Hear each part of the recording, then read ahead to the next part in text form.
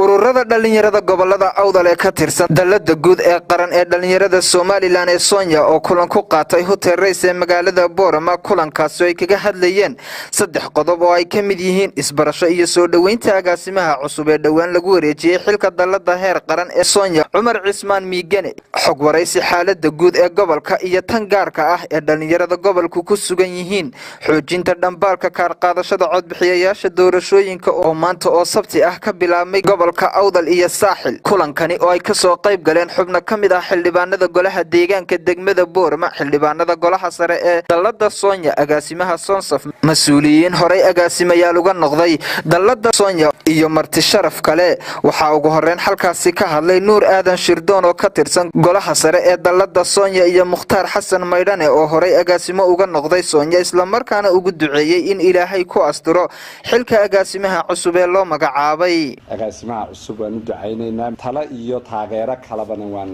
kula garab joognaa mudane agaasime inaynu kaadar ka qaadano oo beritola aynu ku codayno waa awoodeena sidoo kale waxa iyaguna halkaasi ka hadlay qaar kamid ah ururada dhalinyarada iyagoona sheegay in ay ku faraxsan yihiin kulanka agaasimaha cusub ee Soonya iyo safarkiisa koowaad ee uu ku bilaabay magaalada Boorama iyagoona u duceeyay agaasimaha cusub ayaa waxa hadaladoodii kamid ahaa soo dhaweynaa agaasimaha cusub waxaan ku leenahay soo dhawow sidaan agaasimayaashii hore ee dalada Soomaaliya ula shaqeynayna oo kula shaqeyn doonaa waxaan leeyahay soo dhawow aad iyo aad baan ku soo dhaweynayaa qaadashadii kaarka waa in qof kasta oo Soomaaliland darihi oo qaato u duceynaya waxaan leeyahay Ilaahay xilka lagu maanta dusha laga saaray Ilaahay ha ku fudeeyo marka bulshada gobolka waxaan leeyahay dhamaantood ka qayb qaadashada iyadoo waxaan ku boorin lahaa bulshada weynta awdal in sida laga dhawaajiyay kaar qaybinta bilaabdo insha Allah hadii la ilaado si wacan oo miisaan leh inay qaataan sidoo kale waxa isaguna halkaasi ka hadlay Maxamed Axmed Maxamuud Barwaani oo horay uga soo noqday agaasime dalada Soonya waxaana uu sheegay inuu ku faraxsan yahay in agaasimaha cusub ee hadda loo magacaabay xilka uu noqon karo mid hanaankiisa shaqo ka soo bixi kara isla markaana daadahayn kara dhalinyarada aniga farxad u martii tahay in aan ku soo dhaweyno agaasimaha cusub ee Soonya marka runtii waxaan ugu baaqaynaa dhammaan gobolka awdal dadweynaha degan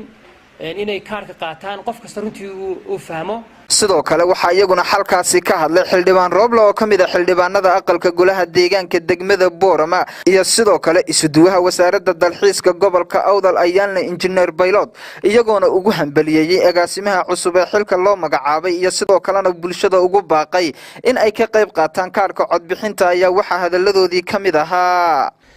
ilaahay hawsha ku fududeeyo xilkaas وحيل أدوها يسمى حنكو راي سومالي لندن سومالي لندن إنه يلهي كوا أسطورة حلكة إن هنا كوا بقيب قاعدنا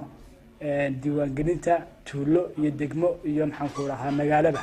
ugu dambeyn waxa isagu halkaasi hadalka soo gabagabeeyay agaasimaha cusub ee dhawaan loo magacaabay xilka dalada heer qaran ee Soonya Cumar Cismaan Miigane isagoo sheegay inuu ku faraxsan yahay sidoo kalena u hambaliyay dhalinyarada soo qaban qaabisay kulankan oo kalena bulshada ugu baaqay in ay qaataan kaarka codbixinta ayaa waxa hadaladiisii kamid ahaa inaynu inaguna fariinteena ku xoojino inagoo bulshada ugu baaqayna sidii kaarka loo qaadan lahaa sidii anshaxa iyo sharciga ay guddiga doorashooyinku ay soo dejiyeen loo dhowri lahaa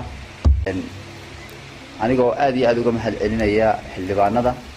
sidoo kale uga mahad celinaya ururada bulshada rayidka ah ee ka tirsan dalada guud waa Cabsalaan Bashiir Faarax Cabsalaan Saaha telefishinka caalamiga ee bulsho magaalada